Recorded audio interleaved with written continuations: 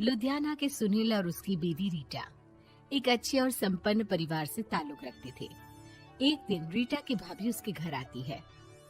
रीटा, तुझे तो पता है तेरा भाई कुछ नहीं करता, ऊपर से 2 बच्चों की जिम्मेदारी, बेटी भी बड़ी हो गई है।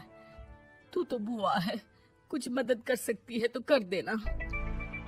कहाँ पैसे हैं भाभी, बस समझ लो किसी तरह हम लोग भी दिन काट रहे हैं। 2 ही तो कार है और मेरी बेटी भी बड़ी हो रही है।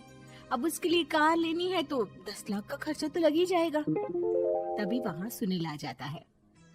अरे शशि, क्या है, तू हमेशा पैसों के लिए परेशान क्यों रहती है? वैसे क्या जरूरत थी बेटी की शादी इतने बड़े घर में तय करने की? अरे पैसे नहीं थे तो ऐसे ही कर देती कहीं शादी। इतने बड़े होटल में क्यों कर रही है शादी? लेकिन यहाँ तो मामला शादी का है, डेट तय है। दरअसल तेरे भतीजे के पीएफ के पैसे आने हैं, पर उसमें देर हो रही है। जैसे ही पैसे आ जाएंगे मैं तेरे अकाउंट में डलवा दूंगी। ठीक है, हम लोग सोचकर बताएंगे। तभी वहाँ भतीजा आ जाता है। फूफा जी, आप लोग ही मदद कर सकते हैं, वरना तो कैसे काम होगा समझ में ही नहीं आ रहा। मैं वादा करता हूँ जैसे ही पैसे आ जाएंगे मैं आप लोगों को वापस कर दूंगा। हाँ भाई, ठीक है। अब देख भाई, हमारे लड़के तो सारा दिन घर पर पड़े रहते हैं, ना कमाते हैं ना कुछ कमाने की इच्छा रखते हैं। लेकिन चल ये ले, कितने पैसे चाहिए? जी 4 लाख रुपए। ठीक है, लेकिन पैसे ध्यान से वक्त पर वापस लौटा देना।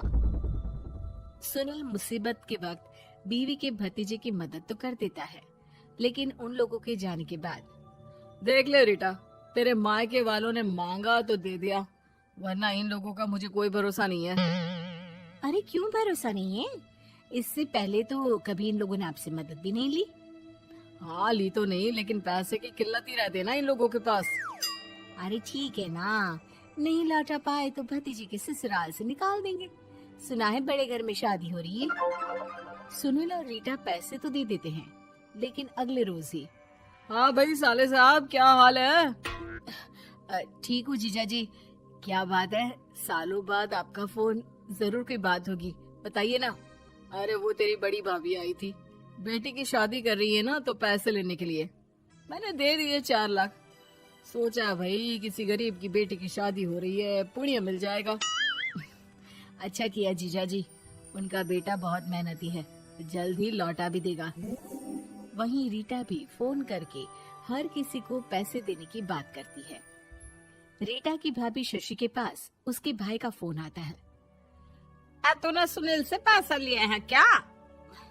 नहीं भाई, सिर्फ बात की है, बोल तो रहा है कि दे देगा।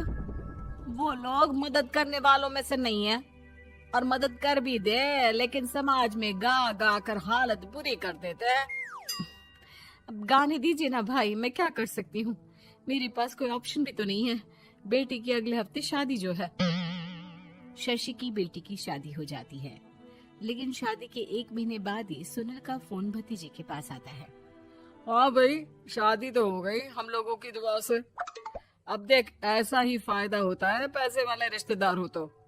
तेरे वक्त पर हम कैसे खड़े हो गए थे, लेकिन अब पैसा लौटा दे भाई।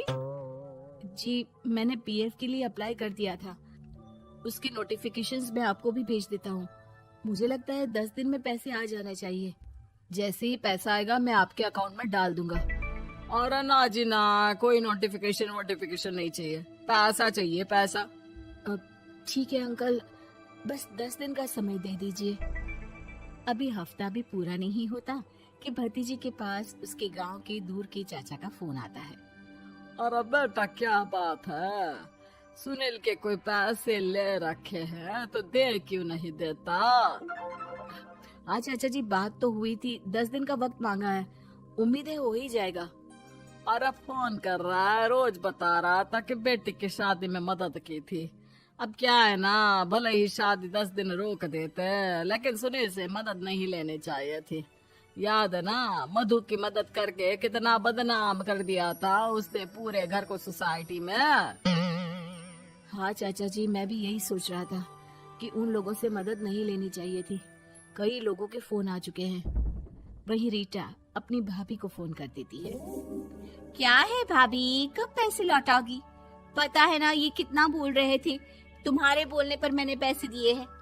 भाभी अब तो आपके बेटे की कार बेच दो और हम लोगों के पैसे दे दो। अरे लेकिन रीटा, बात तो 3 महीने की हुई थी ना, अभी तो 2 महीने भी नहीं हुए पैसा लिए, थोड़ा तो सब्र करो। नहीं नहीं भाभी, वैसे मेरा बेटा टिक्कू आ रहा है आप लोगों के घर रहने के लिए, उसको अच्छे से खिलाना पिलाना, समझी? भाभी को समझ में नहीं आता कि वो क्या करे। वो बेटे से बात करती है। अरे माँ, इन लोगों से मदद लेकर सच में बहुत बड़ी गलती कर दी। मुझे खुद समझ में नहीं आता कि कैसे इन लोगों के पैसे जल्द से जल्द दे दूं। तभी डोरबेल बजती है और रीटा का बेटा टिक्कू घर में आता है। आओ बेटा, मामी के घर पहली बार आए हो रहने। आप पापा बोल रहे थे कि आप लोग पैसे का ब्याज तो दे नहीं पाओगे, तो तब तक मैं यहीं रह लूं। और हाँ, मैं एसी के बिना नहीं सो पाता। आप लोग अपना देख लेना और पैसे जल्दी लौटा देना, क्योंकि मैं थोड़ा जल्दी जाना चाहता हूँ। रीटा का फोन शशि के पास आता है। भाभी, पैसे कब तक दोगे? बेटे की विदाई के बाद शशि के घर का माहौल बिल्कुल बदल जाता है। वो हर वक्त बेटे से उसके पीएफ के पैसे पूछती, और पीएफ यानी कि सरकारी काम आजकल में पूरा 1 महीना और बीत जाता है। भाभी, मैं और ये अमेरिका जा रहे हैं, घूमने के लिए पैसों की बहुत जरूरत है। रीटा, मैं पूरी कोशिश कर रही हूँ कि जल्द से जल्द पैसे का इंतजाम कर दूं, लेकिन पक्का नहीं बोल सकती। तभी सुनील का फोन भतीजे के पास आता है। देख माना 3 महीने की बात हुई थी पैसे लौटाने के लिए, लेकिन अभी मुझे पैसों की काफी जरूरत है। मैं अमेरिका जा रहा हूँ, तो पैसे मैंने किसी से ब्याज में पकड़ लिए हैं। तू हर महीने 4 लाख का 20,000 ब्याज डाल देना मेरे अकाउंट में। सुनील फोन रख देता है, लेकिन भतीजा काफी परेशान हो जाता है। वो ऑफिस से शाम को घर आता है कि माँ पूछती है, क्या हुआ बेटा? बेटा माँ को सारी बात बता देता है। माँ भगवान के सामने हाथ जोड़कर खड़ी हो जाती है और रोने लगती है कि तभी बेटे का मोबाइल पर मैसेज बजता है। माँ, पीएफ के पैसे आ गए। और वो ऑनलाइन ही सुनील के पैसे वापस कर देता है। भला हो भगवान का। लेकिन आज एक बात तो समझ में आ गई, मदद हमेशा उन लोगों से लो जो मदद के बदले आपसे मदद में दी गई रकम ही वापस लें, ना कि समाज में आपकी इज्जत।